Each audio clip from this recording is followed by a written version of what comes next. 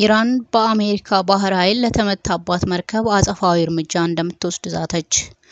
በትናንትናው ዕለት የአሜሪካ ባህር ኃይል ንብረትነቱ የኢራን የሆነ መርከብ የኢራንን ባንዲራ እያውለበለበች ከተመታች በኋላ በቁጥጥር ስር አድርጓታል። ይህም የሆነው የኢራን መርከብ ለ6 ሰዓታት የቆየ ተደጋጋሚ ማስጠንቀቂያ ቢሰጣትም መርከቧ አሻፈረኝ ብላ የአሜሪካን ኃይል ጥሳ ወደ ሆርሙዝ ወሽመጥ ለማለፍ ስትሞክር መርከቧ ላይ የአሜሪካ ኃይሎች በተደጋጋሚ ተኩሰው ሞተሯን አፈንድተው እንዳትንቀሳቀስ አድርገዋል። በዚህ ሰዓትም መርከቧ በአሜሪካ ቁጥጥር ስር እንዳለችና በውስጧ ምን እንደያዘች ምርመራ እየተደረገባት ነው ተብሏል። ይህንም ተከትሎ የኢራን ማዕከላዊ የጦር ዕዝ ለኢራን መንግስታዊ ሚዲያ እንደተናገረ ኢራን በአሜሪካ ባህር ኃይል ለተመታባት መርከብ አጸፋዊ እርምጃ እንደምትወስድ ዛተች።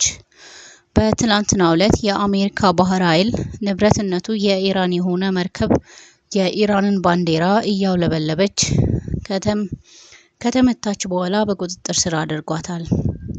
ይህም የሆነው የኢራን መርከብ ለ6 ሰዓታት የቆየ ተደጋጋሚ ማስጠንቀቂያ ቢሰጣትም መርከቧ አሻፈረኝ ብላ የአሜሪካን ኃይል ጥሳ ወደ ሆርሙዝ ወሽመጥ ለማለፍ ስትሞክር መርከቧ ላይ የአሜሪካ ኃይሎች በተደጋጋሚ ተኩሰው ሞተሯን አፈንድተው እንዳትንቀሳቀስ አድርገዋል።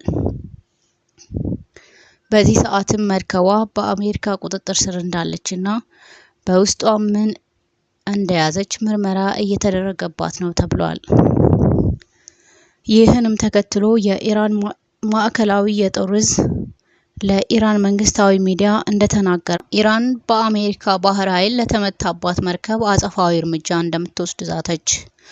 በትናንትናው ዕለት የአሜሪካ ባህር ኃይል ንብረትነቱ የኢራን የሆነ መርከብ የኢራንን ባንዲራ እያውለበለበች ከተመታች በኋላ በቁጥጥር ስር አድርጓታል።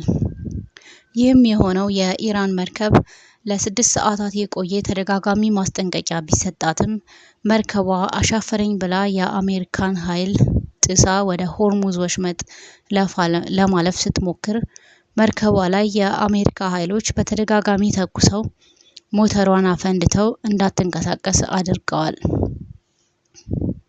በዚህ ሰዓትም መርከቧ በአሜሪካ ቁጥጥር ስር እንዳለችና በውስጧ ምን እንደያዘች ምርመራ እየተደረገባት ነው ተብሏል። ይህንም ተከትሎ የኢራን ማዕከላዊ የጦር ዕዝ ለኢራን መንግስታዊ ሚዲያ እንደተናገረ